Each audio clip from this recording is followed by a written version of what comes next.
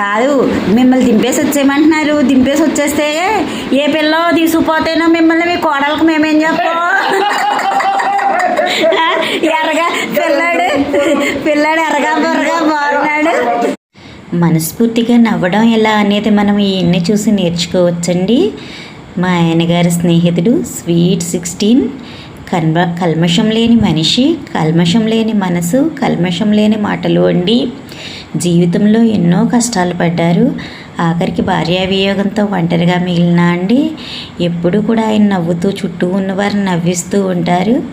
ఒక్క 2 నిమిషాలు మాట్లాడినా అండి మన మనసు చాలా తేలికగా అయిపోయి మనం చాలా హుషారుగా అయిపోతామండి.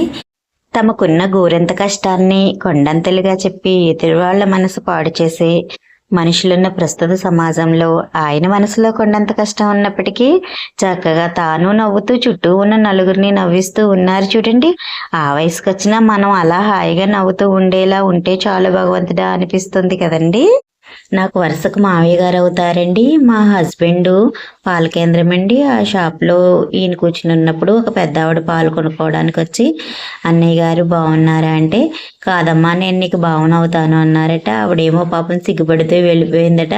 ఆ విషయం మా హస్బెండ్ చెప్పి నవ్వుతుంటే, నేను ముసలివాడిని అయిపోతే మాత్రం వరుసలు ఎక్కడ మారిపోతాయి, అన్నయ్య అన్నయ్యే బావే కదా అంటూ చూడండి ఎలా నవ్వుతున్నారు. సభకు వచ్చారు నా దగ్గర, అందరూ ఎలకాళ్ళు ఆడితే పర్లేదట, మీరు కొడుకు వాళ్ళు అవుతారట, మీరు కూడా ఏమో ఎలకాళ్ళు ఆడుతున్నారంట.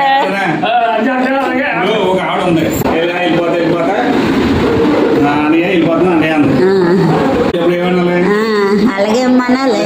అవును మరి అంతే.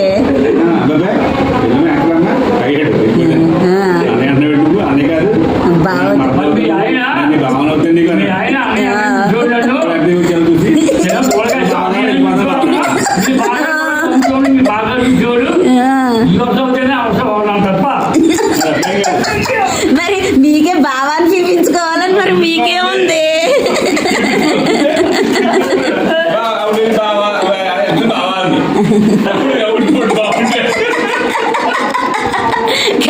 బావా పిలిపించుకోవాలని మీకేముంది? బాట